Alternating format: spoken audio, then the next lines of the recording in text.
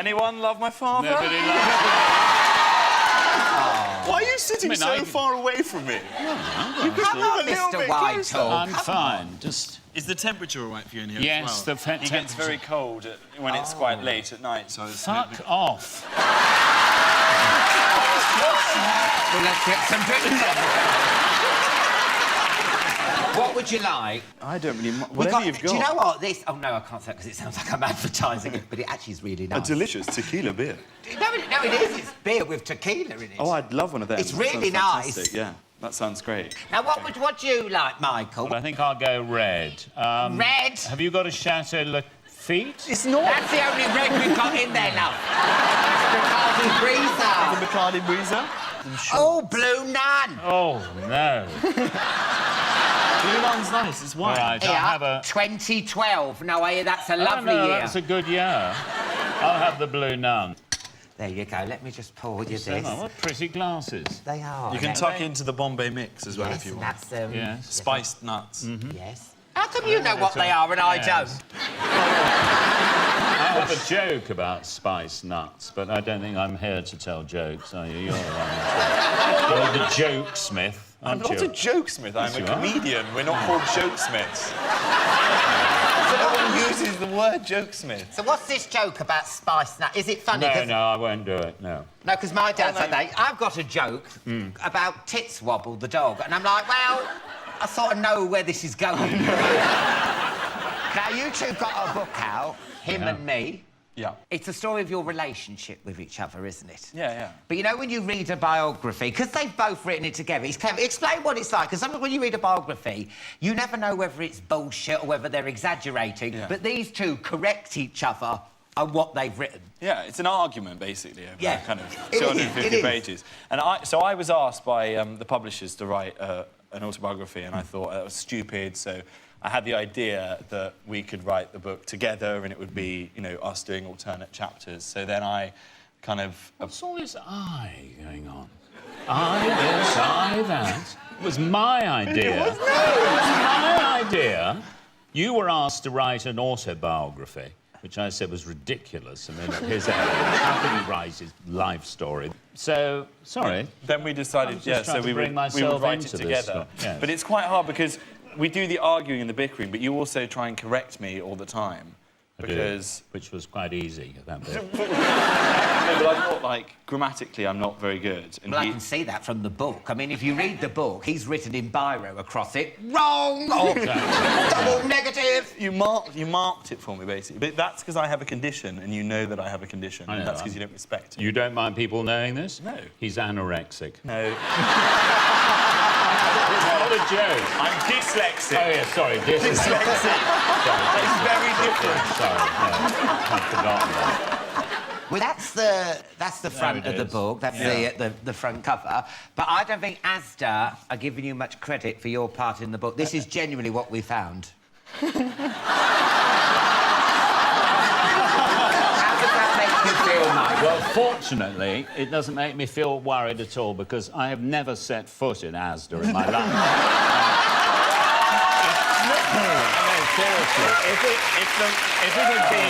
it had been somewhere like Waitrose that had done that, I would have been very upset and would never have gone to Waitrose again. But as I've never been to Asda, it's not going to really make any difference. Can I apologise to the people that stopped the books from Asda? I absolutely love Asda.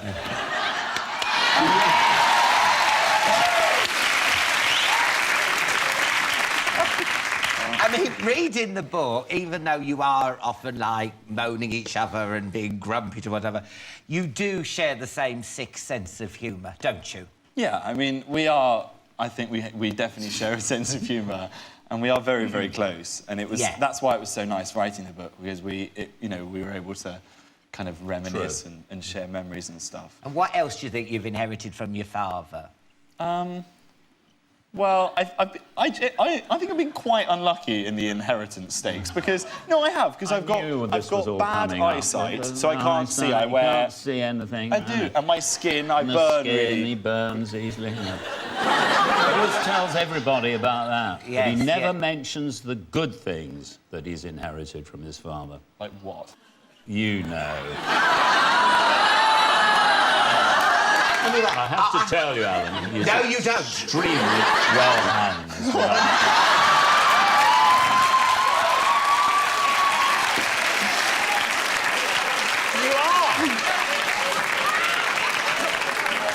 You wait your whole life for someone to say that about you. You never wanted to be your dad. Oh, my God, this is just wrong. This is wrong. Can we move on? Yes, Jack. You've, have you inherited your dad's temper? No. Because he does flare up in the book. You do, don't you, Michael? You do. You do have quite a short I fuse. sometimes get a little bit cross, I'd say. A little bit cross? Sometimes a little bit. What's he like when this red mist descends? Well, there's a story we mentioned in the book. We were on holiday, and we were in Switzerland, and we were in a hotel room. We were all there as a family. We were kind of having a little chat.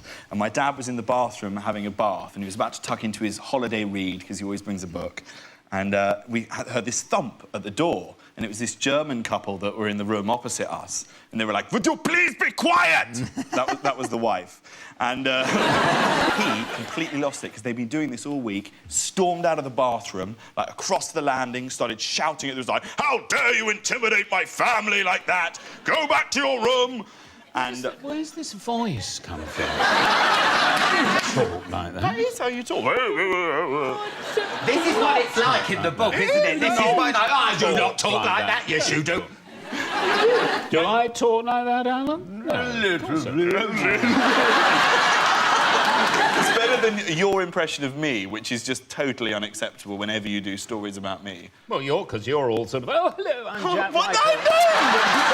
Charming and lovely, and I speak so beautifully, and I'm so funny, and all that Not stuff. how I talk, and I don't do this. Well, you're quite camp. Anyway, so he's there in this hotel room, and he storms across. He's shouting at this German couple. He's getting so angry and animated that the towel around his waist falls away. So he's completely in the buff. At the last minute, he manages to get the book that he's holding in front of himself to cover his modesty. The German slammed the door shut, terrified. He turns back round, very triumphant. We look down. We noticed that the book he'd used to cover himself is Ian Kershaw's biography of Hitler. Very funny. But, interestingly, in 2 volumes. And if he'd been in that situation, he would have needed both volumes. Please, this is a family show. Has the book brought you together? Has it been cathartic for you? Yeah, I think so. I think we've enjoyed the process of it. And it's just nice, because, you know, I go off and I do tours, and I'm quite busy, and so it's such a lovely way to be able to spend time with my dad, because I do love him. And it's nice to... I love him too. This has turned into, like, Oprah. Now kiss. Now kiss. I love him, I love him, I love him! Isn't that lovely? And as well as the book, you're doing a chat show together? We are. We're doing... We are.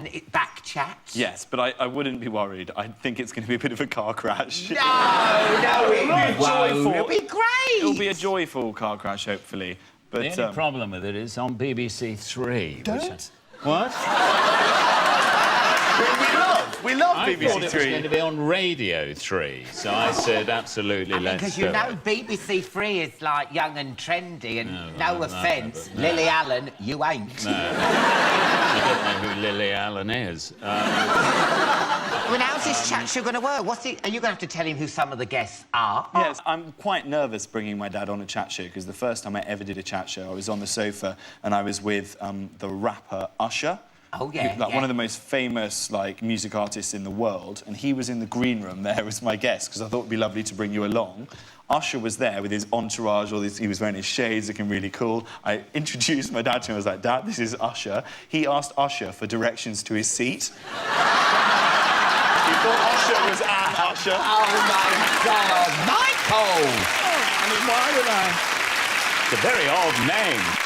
So we've got, like, we're recording the first one, and we've got, like, you know, Jeremy Paxman, who he... Well, he's you must know. first-rate man. Yeah. But then we've got Geordie Shore as well. I have no idea who they are. Geordie Shore, it's a show. I thought it was a thing like Coast, you know, one of those documentaries. Newcastle coastline. David but with more sex. Yeah, it is. It could be on the Discovery Channel, to be fair. Oh, God. But we did a thing as well. We filmed a thing the other day for the show where we thought, you know, as you say, BBC Three, young channel, it's going to be in HD. I thought it would be a really nice thing to take my father to a plastic surgeon. Just to see whether there's anything he could do. It is harsh. No, it's a gift. It's a nice thing to do. He knows how to hurt. But he derailed the whole thing because he spent the whole consultation, instead of talking about Botox treatments, which is why we were there, he kept asking about the silicone breast implants. That's all he wanted to know about. What, for Hillary? No way! No, Look, we didn't just say Hillary that. has got lovely breasts. I mean, that whole... But I thought that she might like a little bit of, you know, a little extra treat for Christmas.